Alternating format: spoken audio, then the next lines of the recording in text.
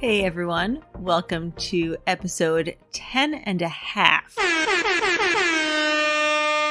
of Disney Channel Original Noobies. I'm Joanna. And as usual, I am Sam. Today's episode, we are not going to discuss a movie, but we are going to talk about the previous 10 movies that we've watched, and we're going to rank them.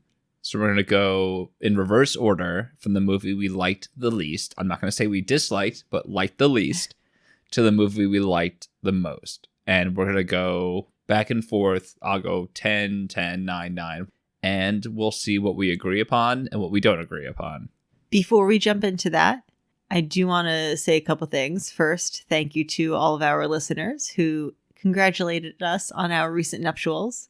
So thank you to our mothers. Thanks, Mom. Also, Sam and I did crack a couple brewskis before this episode. So, just the audience wanted our moms to know that. Hopefully we're not that much of lightweights that the one beer each will do us in, but we'll see. I don't know, mine's 7%, so you never know. By the end of this episode, I might be a little sloppy. That's fair. All right, so before we start, do you think we're going to have the same movie at number 10 and at number 1? Number 10, definitely. Okay. There's no doubt in my mind that we have the same least favorite movie. It could be different. There's no doubt in my mind that we have the same least favorite movie. I think our number 1 could be different. Okay. I think our number 1 is going to be different. Mm-hmm. And I think our number 10 also is going to be different. Really? I have no evidence to base this upon. Oh, by the way, to the audience, we haven't discussed this whatsoever. It's been very secretive. We had one of the top accounting firms in the world make sure it was secretive. So there's going to be no Oscars 2019 issues this time. Why accounting firm? That's what they always have, some accounting firm do the tallying of the votes for the Oscars and all that. Do they? It's usually I didn't know that. It's one of those top 4 accounting firms. I don't remember. Oh, I had no idea. Someone could yell at me for getting this wrong, but yeah, it's always one of the top 4 accounting firms. That's why it was so embarrassing when they got it wrong that one year. But they just gave them the wrong ticket or whatever it was. That didn't have to do with the accountants. Was that 2019? No, it couldn't have been. 2018? It was La La Land. Whatever year La La Land was. Right. Yeah. Right.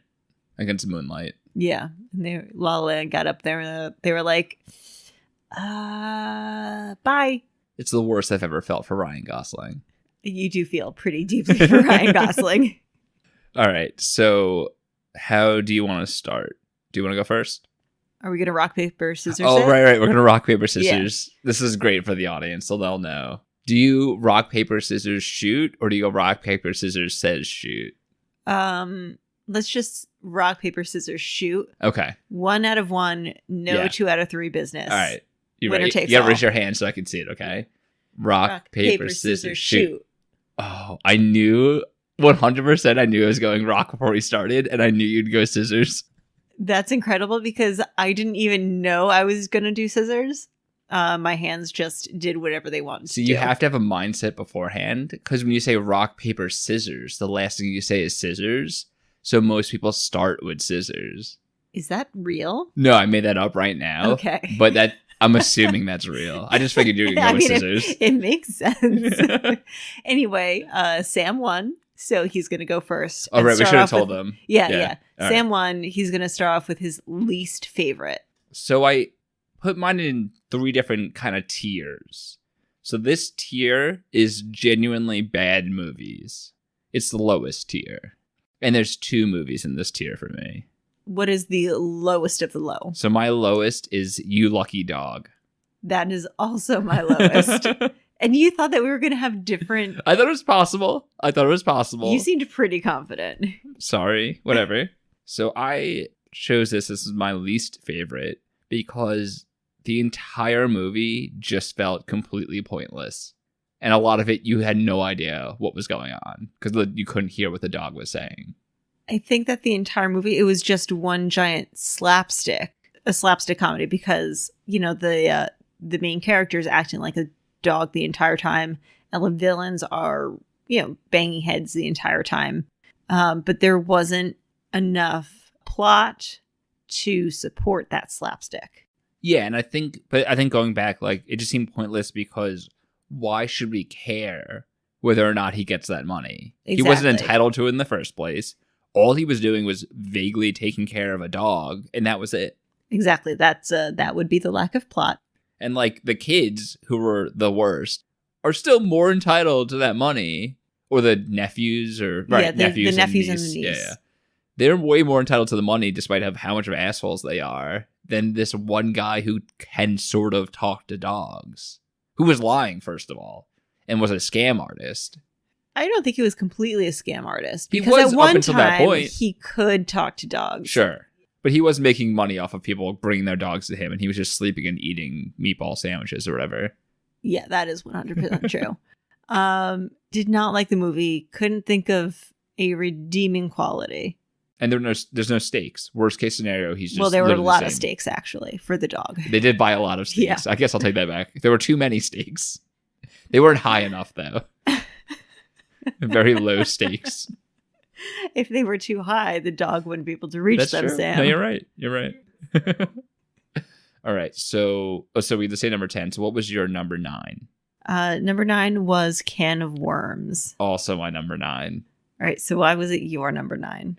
Because it was gross and disgusting and not in a funny or good way. Yeah, it wasn't like a Nickelodeon slimed kind of gross. It was I want to throw up in my mouth kind of gross. It was like watching a video in health class of a tube going through someone's intestines. Gross. Yeah, that's pretty gross. I almost don't really want to talk about it more. It was fun at times. It was a little boring at times, but overall kept my attention. The first half was okay. Yeah, it's just when it got gross, that kind of overpowered the rest of the movie. Absolutely. The boom just blew it. Ugh, He's the worst. The boom. He is the worst. But yes, I agree. That was also my number 9 movie. So I will go with my number 8 movie. So this is a different tier. So I just had Can of Worms, You Lucky Dog, and Bad Movies. This one is in entertaining, but not great tier. Okay. I won't say how many there are, but this is the first one in it. And so for number 8, I had Under Wraps. I had Genius as number 8. Oh, interesting. Yeah. Okay. So I had Under Wraps as 8 because, I mean, it was entertaining at times. Maybe because it was one of the older ones, and maybe because we were watching it on YouTube and we couldn't really see what was going on at some points. But yeah, I don't know. I thought some parts were funny with the mummy. But overall, I feel like the stakes were just like, it's like the opposite of You Lucky Dog. The stakes were super, super high. Like, they all could have died easily, very quickly on. And I don't know, just wasn't my style. So I picked Genius as number 8 because there were so many plot holes. I mean, for a made-for-TV movie, I'm willing to forgive plot holes. But this movie was basically one giant plot hole. So what was the biggest plot hole in your mind from Genius? The thing that immediately comes to mind is a 13-year-old going to college alone. Because basically everything else in the movie would have been avoided if he had parental supervision. But didn't you ever watch Doogie Howser growing up? No. Do you know what Doogie Howser is? Yeah. Okay. Kid doctor. Yeah. Neil Patrick Harris. Yeah. I don't think his parents were at work every day. I don't know. I've watched it like twice, probably ever. So you don't know that. Maybe I watched the 2 at work episodes. every Yeah, day. maybe I watched the 2 episodes. His parents were just in the cafeteria. I'm not saying that his parents had to go to I'm class with kidding, him, but he yeah. would at least go home to a parent who would be like, you should have been home a while ago. Where you been, champ? Have you been at middle school, perhaps? I'm almost positive there are some 13-year-olds going to college alone in the U.S. right now. Without a parent or guardian? Yeah, I would think so. Because they're probably going to some really good school if they're 13 years old and going to college already. So unless like their parents relocate or something, I'm sure there are. Yeah, I feel like that's what happens. A parent relocates. Oh, so like the school pays for, or I guess the parents could afford it, whatever. But Well, I don't know the logistics of it, Yeah. but I feel like a 13-year-old just can't go to college without some sort of guardian. you know what's wild? That on a college campus, Like my college had around 28,000 people, I think. 8 or so thousand of them are 17-year-olds. And 17 is not that far off from 13, which isn't that far off from 7. So you basically have all these 7-year-olds around campus. Yeah. Yeah, 7-year-old to 13-year-old to 17-year-old. Very logical jump. I think that's how it works. All right. Anything else about Genius you want to go over right now? Nope. I think that's it. All right. So what was your number 7? So for number 7 and number 6, I went back and forth a few times. And I feel like I'm still going back and forth in my brain. So, oh, wait, no. Did you do... Oh, you did 8. I'm sorry. Yeah. Right. I'm still going back and forth in my brain. So I'm just going to see what comes out of my mouth. So for number 7, I'm going to go with the 13th year. I also had that at number 7. Nice. Wow. So we've had 3 so far out of 4 at the same ranking. Get out of my brain, man. Although number 6 is going to be different for us. So it's too bad. You don't know that, though. I guess so. All right. So why did you have the 13th year at number 7? I didn't find it all that memorable. So I think while I was watching it, I was okay with it. But then it was like after we were done watching it, it never happened. Nothing really stuck with me. I relied on my notes heavily for the discussion that we had. And really right now, the only parts that really stand out to me are the parts that we talked about. Like going through the mom's closet and beet cake. So much beet cake. Just that's because you loved that part the most. Yeah. If it was just the beet cake, it'd be number 1. Oh, absolutely. Without a doubt. Yes. Still have not tried a beet cake recipe, but right. I did We'll actually try. buy beets with the intention of making a beet cake. You also grew beets. Yeah, I grew a lot of beets in the garden. Yeah, did not make one cake out of them. You know, there are still some beets. All right. Not too late. Fingers crossed. Maybe this weekend. So I also had it at number 7 for pretty much the same reasons. I think the scenes... I think that's right, actually. The ones I remember the most are definitely the ones that we talked about on the podcast and discussed. And mainly, I think the stuff in the beginning was kind of a blur. Stuff by the end is sort of more in my head, like when he's starting to transition into a mermaid. Or merman, I'm sorry. Transition into a merman. The races that he went to, and then the dad trying to catch him and stuff like that. Oh, it was just he was Squints. His friend was Squints. Now it's all coming back to me. Yeah. It was a Sandlot, but in the water, right? Yes. But without having this conversation, I never would have remembered any of that. Right. I think there were some parts where I was like, I kind of wish this is over soon. But overall, I would say outside of like 10, 15 minutes, it was an entertaining movie. I liked it. In general, it was fine, but that's really how I felt about it. Not much to write about afterwards. Yeah, I think saying it was fine is the best way to sum it up. It was fine. Right. It's in my entertaining bracket, but we're, I guess, trio of movies in entertaining. So that was number 7. My number 6 was one you've already discussed, was Genius. Okay, my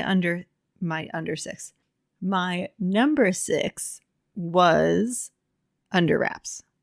Okay, so we had the same 3 there, just switched. Yes. Yeah. Okay. Did you also do tiers in your rankings, or did you just top 10? So at first I went top 10, and then for a certain grouping, I kind of bracketed them together. Okay. And then I realized that for certain groups, I was having trouble ranking them for various reasons, and those kind of, without consciously doing it, became my bracket. Okay. So what was did you have Can of Worms and You Lucky Dog by themselves? You Lucky Dog was by itself. Oh, so you thought it was that much worse than Can of Worms? Yeah. Interesting. Wow. There were parts of Can of Worms where we both wanted to turn it off, though. Yes, that is true. Maybe just far and few in between versus the whole movie just being like, what are we doing here? I think I gave You Lucky Dog its own place because it's just, there's nothing to that movie except for a dog and a guy rolling around on the ground. Was it not even supposed to be a Disney Channel Original movie? I think we read that. It was like just made. And they're like, you know what? Let's just throw it in. We have some time, might as well. We've got an hour and a half to kill. Let's do it. Pretty much. Then Can of Worms and Genius were a bracket together. Wow. With, okay. You know, obviously I thought Genius was better. then Under Wraps, The 13th Year, and then the yet to be announced 5 and 4 were all its own bracket, and then 3, 2, 1 were a bracket. What I'm realizing right now is my bottom 4 movies I don't remember watching as a kid. So maybe it's something to do with that. Because I definitely don't remember Yucky Dog or Can of Worms or Under Wraps. I may have seen 13th Year. I had some vague memories. But the top 6, I 100% remember them, watching them as a kid and what happened in those movies before we watched it again this time. So you don't have the nostalgia factor. Exactly. So number 5, I feel like this is going to be pretty controversial. I'm nervous. I think someone's going to give us a 1-star rating for this. So before you say this, I think the top 5 were all good movies. They were in my category called good movies. Looking at the list now, I could put 6 and 7, which were the 13th Year and Under Wraps, respectively, in its own category, and 4 and 5 in their own category. Because I do think that 4 and 5 were significantly better than Under Wraps on the 13th Year. Okay. But originally, they were all in the same bracket. Fair. Understood. So my number 5 was Halloween Town. Okay. Halloween Town was not my number 5. So you want to go through why you thought Halloween Town was terrible? I'm just kidding. I didn't say it was terrible. Please, I don't want people, chasing me down the street to beat me up. Don't put that evil on me, Ricky Bobby. I'll edit it out. Don't worry. Don't worry. We'll cut it. Folks, he is crossing his fingers right now. Maybe. There's not a specific reason that I put it at number 5 as opposed to number 4 and number 3. It's just the feeling that I got. I think that movie has a lot to do with nostalgia. I think I if could you see had watched that. it as a kid, the same way that people think of Hocus Pocus for Halloween movies. It was just a movie I probably just watched every Halloween because it was on Disney Channel in that season.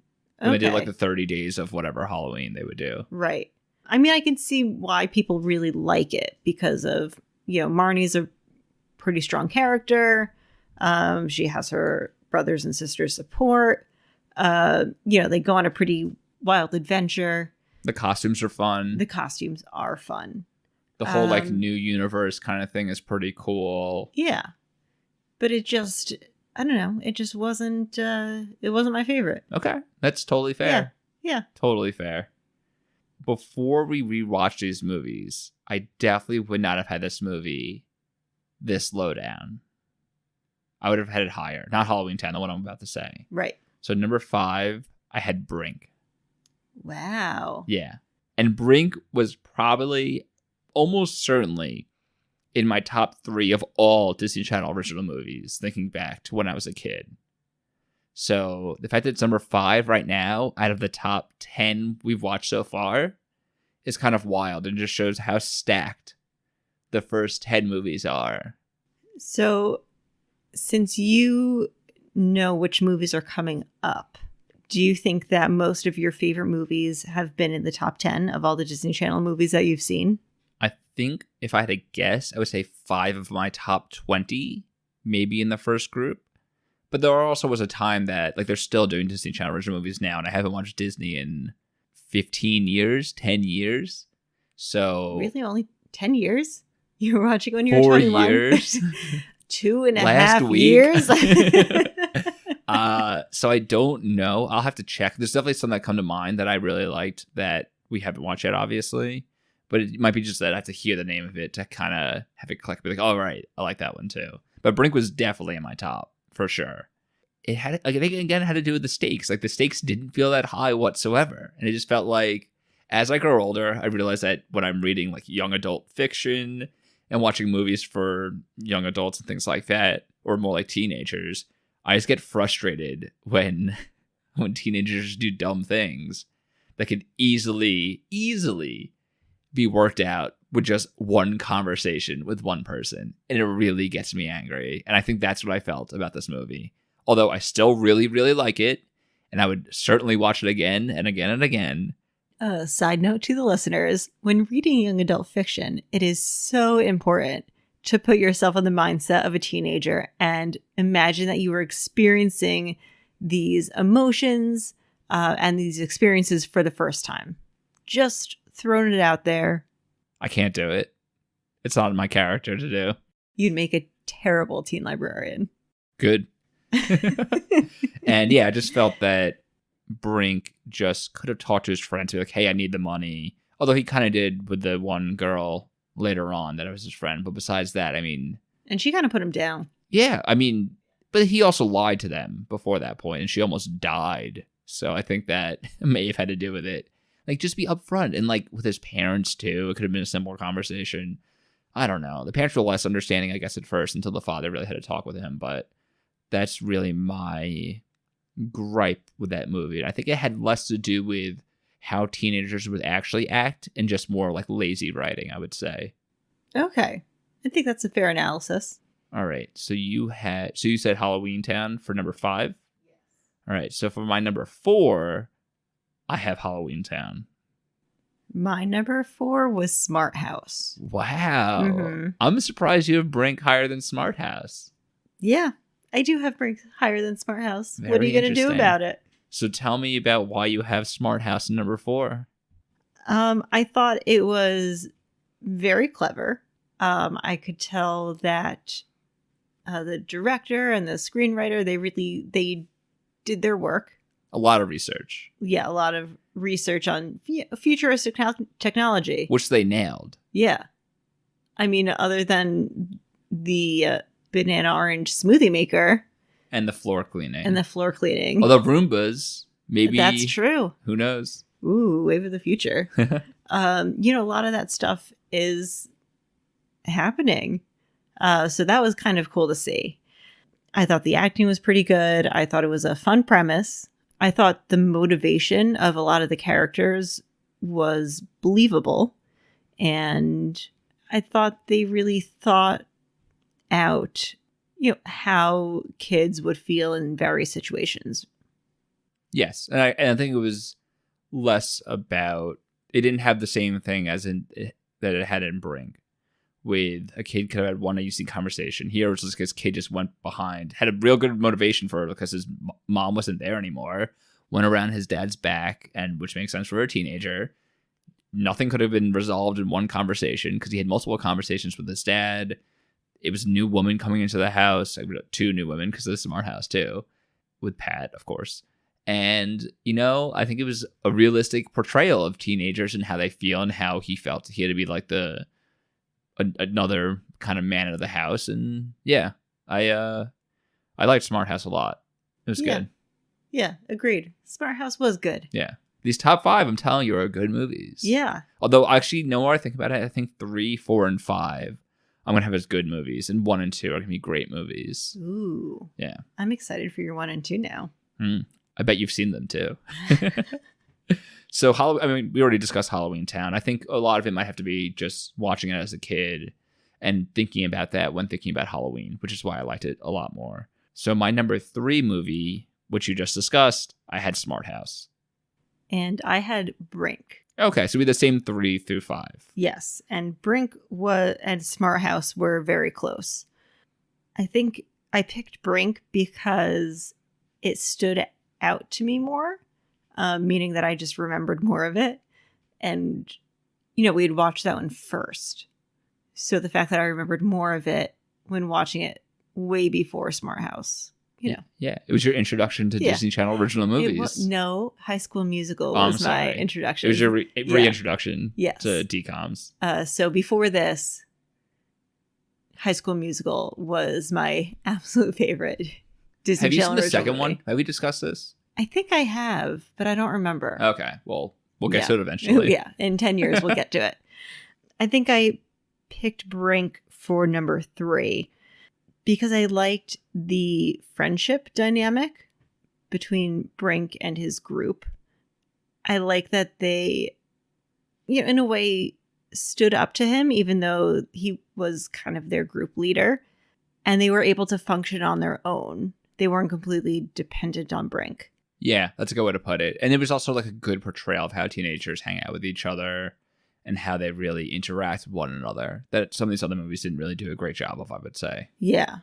Also, I really like the stunts. I don't know. I just thought it was really cool watching action. them stay. There's a lot of action in it.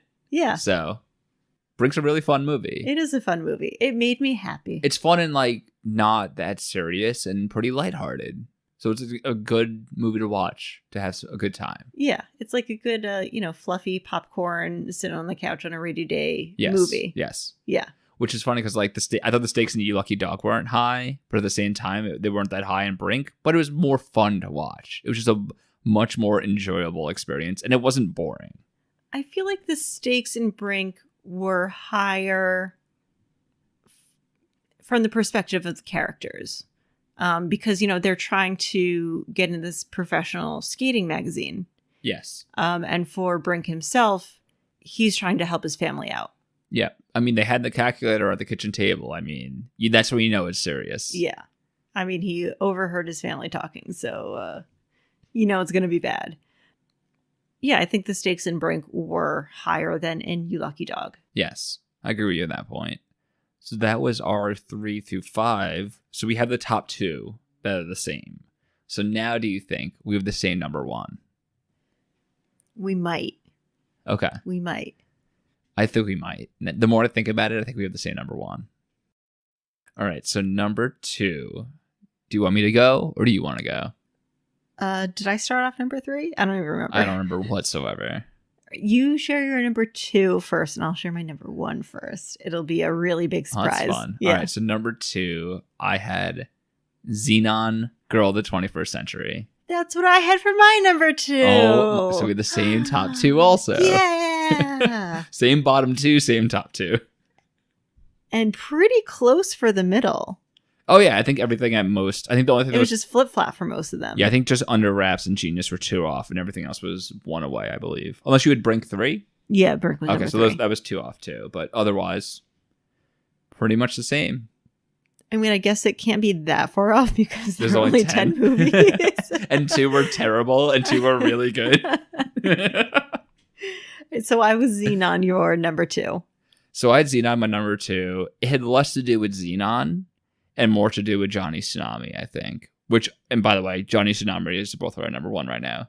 I think that Xenon was a very fun movie, just right. I mean, saving everyone's lives is a pretty good stakes in that one.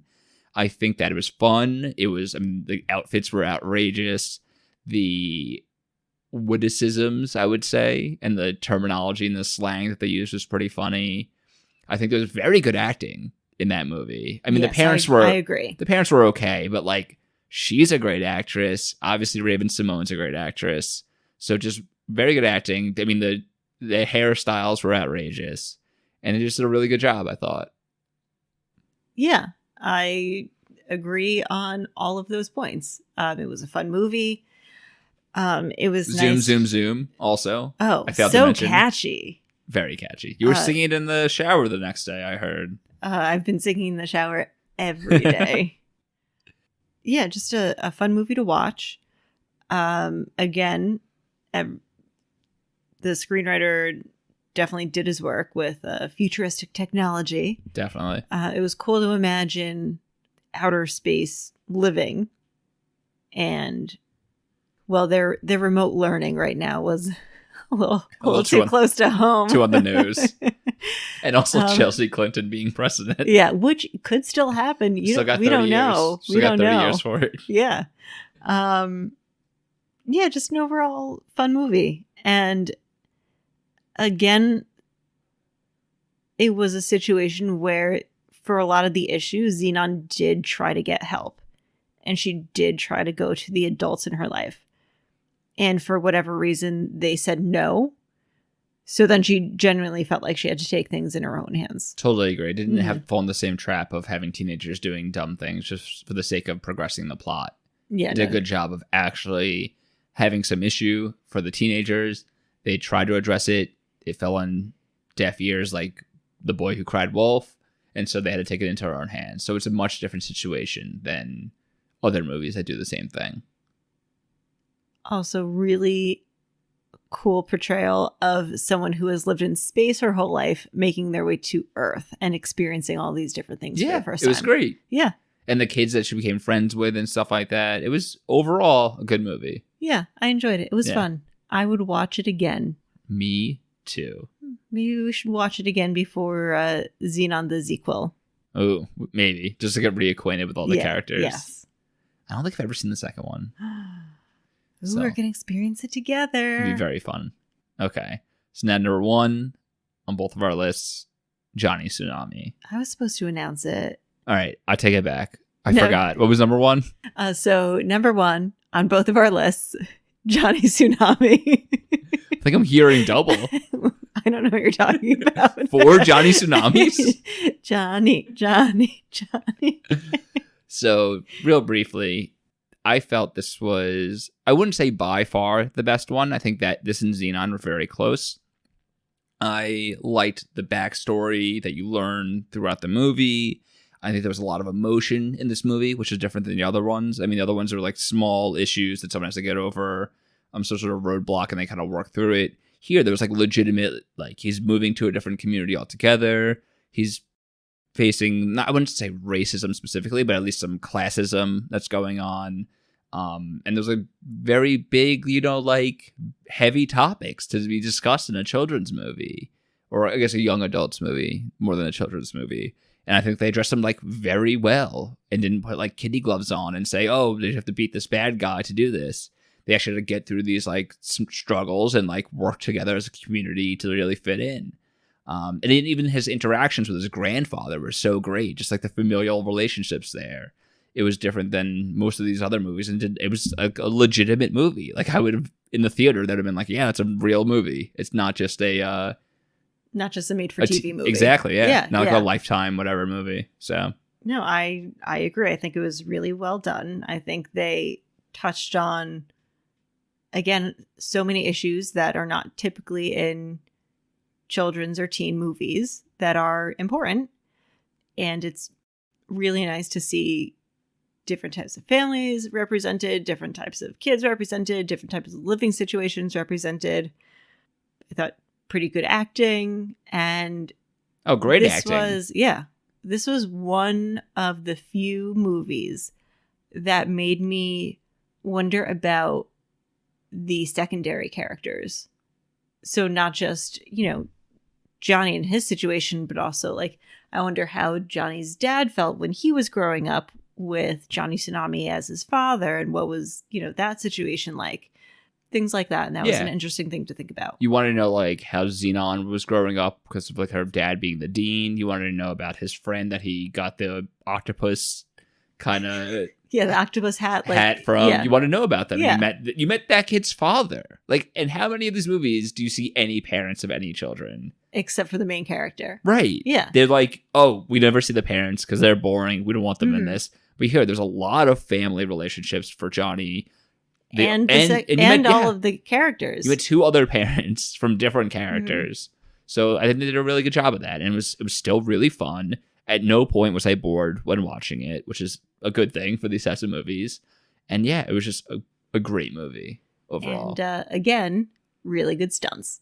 Yes. Oh, of course. The grandfather skiing. Come on. Or snowboarding. Snowboarding. Come on, I'm sorry. Sam, don't put that evil on him. He is an urchin? Yes, he's an urchin to the core, not a sky. Definitely not a sky. All right, so we went through our top 10. One other thing we want to do is just go over a few other things that stood out to us. A few favorites and least favorites. Yeah, so the things we have are favorite moment in any of these movies, least favorite moment, favorite character, favorite bad guy or girl or thing. Villain. And favorite villain. That's a good way of putting it. Mm-hmm. And who we think would be best friends from 2 of these movies, or who we want to see as friends from 2 different movies. Right. So do you want to start with favorite moment? Sure. So my favorite moment was the synchronized dancing in Smart House. It's funny because I thought you were going to put that, and I almost put that, but I didn't. That's very funny. Sometimes I still think about it and I giggle because it was just It's not so much that particular scene, but thinking of the backstory of these three boys. Oh my God. Like practicing this dance and getting together and saying, hey guys, you want to practice some choreography today? And for no reason. No. Served nothing for the plot. I mean, they didn't even do the dance during the party. They just did it before the party to warm up. Yep. Yeah. We were watching that. You definitely looked over at me like, what are we doing? So yeah, that was my favorite moment of all 10 movies. That's a good one. Well, mine's also music related. Ooh. And mine is the concert at the end of Xenon. That is a really good one. Where everyone comes together and celebrates not dying a horrible fiery death. I think that is something worth celebrating. Yeah. With Raven going on stage, of course. Oh, and she then was so also pumped. ridiculous choreography of them dancing on stage. But that's expected of the boy band. Of course. Yeah. But there's also like a 45-year-old man like playing the saxophone, doing choreographer dance, and you're like, all right. I'll take it. We'll see. Yeah. All right. What was your? I think we're gonna have the same moment. I have a feeling we are gonna have the least favorite moment. The bone. Yep, the bone chewing and all the food, eating his entire meal. Oh God, can we just leave it at that because it was Please. so disgusting. Please. Well, I think we'll skip favorite character for now. Let's go favorite villain. My favorite villain was Jimmy from Brink. You think he was the? Oh wait, is he the? I think he was the agent, whatever. Yeah, he was clearly exploiting these children. Didn't get parental permission to pay these kids. Was like, yeah, I'm going to pay you $200 a week, and they're like, what, a $10 million company? And they were thrilled. The kids were thrilled about the $200. They didn't know any better. He's just exploiting children, and I don't like it. And he is most definitely a villain. I can't believe that's your favorite villain. Wait, so what made him your favorite? No, favorite Wait, meaning, like the worst. Yeah, like he was the worst villain. Okay, so even more than the people who were like trying to kill children and other people, he was the worst. Yes, he was the absolute that worst. Capitalist is the worst of all time. How dare he? That's very funny. When you said Jimmy, I was like, who's Jimmy? That's why he just flies right under the radar. No one realizes what he's doing, but I am onto him. Okay, I'm glad you're on it. So mine was Mr. Kubat from Under Wraps. I mean, he's no Jimmy, but please continue. I think he was a pretty good villain because he threatened to kill a lot of children. It didn't have to do with them being children, though. It just had to do with them being his mummy. So if they were adults, he still would have wanted to kill them. Oh, for sure. But he had no qualms potentially killing children. Right. 3 children were there? I think 3. And mummy, an adult. And the adult, right. Well, the mummy's already dead. Who may as well have been a child. Yeah. That adult. He had a lower awareness of society than all the children there. So I thought he was like legitimately creepy in the beginning, in the first scene when they drive up to the house and he's the neighbor. And he releases the dog. Yes, exactly. Yeah. And I thought he was a great generic villain. I thought he was pretty good in the movie too. Yeah, he was good. So he was definitely a good villain, but again, very villainous. Would have killed anyone. Didn't have to do with them being children. Whereas Jimmy specifically exploited children. Who do you think would win in a fight between those two? Oh, Jimmy. Mr. Kubat. You think Kubat would have it? Yeah. Jimmy's not a physical villain. Did Kubat make it out? He did. I think so. I don't remember. Like the ceiling fell in. He didn't die, I don't think. I don't know. He faked his death, so who knows? Yeah, I don't know. All right. Do you want to go with favorite character or friends from different movies? I think friends from different movies would be funnier, so let's do favorite character. My favorite character was Gabby from Brink. Oh wow! I actually remember you really liking Gabby. Yeah, so this she's makes all a lot girl of sense. Power, feminism. She knows what she wants. She's gonna go get it. She's a Rosie the Riveter. Yeah. Go Gabby. What more is there to say? She's just awesome. She's I don't know. She's Gabby. Okay. And she's cool. And she speaks her mind. She does what she wants. And she occasionally wears a dress. All right. So I will go. So moving on. I also had a female character as my favorite. Mm-hmm. But I had a better character, obviously.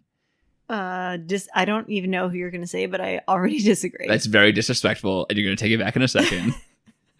It was Xenon. I still like Gabby more, but go on. Go on. Xenon, who is also a very strong female lead. Mm-hmm. Lead. Not like Gabby. Xenon was great. And the actress that played her was in 2 different movies, too.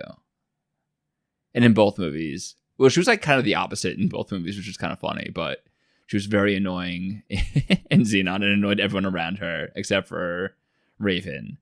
And in Johnny Tsunami, she was in the top 2 movies for both of us. Yeah, she was. She was much quieter and stuck up, which is very funny. But she was great. And I think she's pretty much in every single scene of Xenon. Yeah, she was. In her character in Johnny Tsunami, I don't know if she was stuck up, but I think she was just timid. Yeah. And she I guess. didn't know how to speak up for herself yet. That's fair. Mm-hmm. She didn't quite elevate to Xenon status. Yeah. She was willing to try something new and associate with the urchins. Yeah. Just when they got in trouble for something really stupid. Almost dying. Yeah, almost dying. And then getting in trouble for saving lives. Whatever. That's when she didn't really stick up for herself or her friends. Yeah. Yeah, so I'll say Xenon, my favorite character. But close second, obviously, was Johnny Tsunami. All right. And now we're to the last one. You to pick 2 characters from different movies who you think would be good friends, or at least who you want to be friends. Who would you choose? Before I say that, I will say that I also had a least favorite character, and that was Van from Brink. The bad guy? The bully? The bully. Oh, yeah, okay. I just felt like he had no redeeming qualities. He was such a good bully, though. He was like such a generic, like 90s movie bully. With the same like haircut. Oh, yeah, man, that's probably why he was my least favorite. And he's in Little Giants also, which we haven't seen, I don't think. No, I haven't seen it. So yeah, just want to throw that out there. But the characters that I think would be friends, or at least that you'd want to see as friends. Yes. Yeah. Are Johnny Tsunami and Xenon. I had the same one. It's not Johnny Tsunami, first of all. Johnny Kapahala yes. Lala. No, I mean Johnny Tsunami. Oh, you meant the grandfather? And Xenon? No, Johnny Tsunami and the mom and the 13th year. He would eat her beet cake for sure. I revised my statement. Johnny Tsunami and the mom of the 13th year. Who wore it better? Final answer. Who wore it better? The answer is yes. Oh my god. All right, so why would you put Johnny and Xenon together? I think they're both very outgoing. I think they're both up for a pretty good adventure. They both really care about their homes, but they both, can adapt and can also care about a new place. They care about their friends, and I think they would just get into some pretty entertaining shenanigans together. Okay, yeah. I would watch that movie, like Johnny Tsunami in the future. And it's funny, that you said that, because they actually are friends in Johnny Tsunami. Yeah. I hadn't thought about that when I originally picked it, but then as we were talking, I was like, oh right. Yeah. That's why you can imagine those two sharing a screen together. All right. I also had Johnny, but with Andy Brinker. Okay. I feel like it's going to be very similar reasons, though. They would shred together. Yeah. They would do all this action sports together. Johnny would become great at rollerblading. Brink would become great at not only surfing, which probably takes place a lot in California. It's actually surprising he wasn't a surfer because he looked like one. But he would also snowboard because he could go drive up a little bit north into the mountains in California. They were in California, right? Yeah. Yeah, they are in California. Drive a little bit north. You could surf the same day you go snowboarding. It'd work out perfectly. Yeah, I would watch that montage of them, shredding and doing all the tricks. The only issue is that neither of them could drive yet. So getting up to the mountains might be a little tough. But besides that... Well, Johnny's parent. By the end, his dad was supportive. His mom would drive them. Yeah, his mom would drive them. I feel like Brink's mom would drive them. They would pay for... And Johnny's more well off than Brink. So maybe his parents would pay the gas money. And you know what? At points during the movie, they're both taking public transportation, so they're fine. That's true. Yeah, they're fine. I couldn't see them ever fighting. Ever. No, they're both so laid back. Absolutely. And they're so nice. They're so nice to everyone. And they both have experience dealing with bullies. Yes, very much so. And experience racing bullies. Yes. For territory. It's almost like the two movies are similar. What? Get out of here. They're two totally... I don't know what you're talking about, Sam. All right. So that was the other 5 questions we had. Anything else you want to add before we leave off on our episode 10 and a half? I'm just excited to see what the next 10 movies have to bring. Well, I'm hopeful the next movie is good because I don't know what happens in it. And I guess we'll take it from there. All right. What was the next movie? Something about Under the Bed? I think Don't Look Under the Bed. Under the Bed. Okay. Yeah. Maybe we'll watch it tomorrow. All right. Or the next day. Who knows? Yeah. We got time. Yeah, I guess so. So hopefully we'll have an episode out in the next week or two. And if you have any comments for us or want to criticize Joanna for picking the wrong characters or putting movies in the wrong order, you could always... Or praise me for being right, as always. You could reach us by email at DCONoobies, NOOBIES, @gmail.com. Again, DCONoobies@gmail.com to criticize Joanna or me, which would be weird, about what we said here. And you can send us your rankings.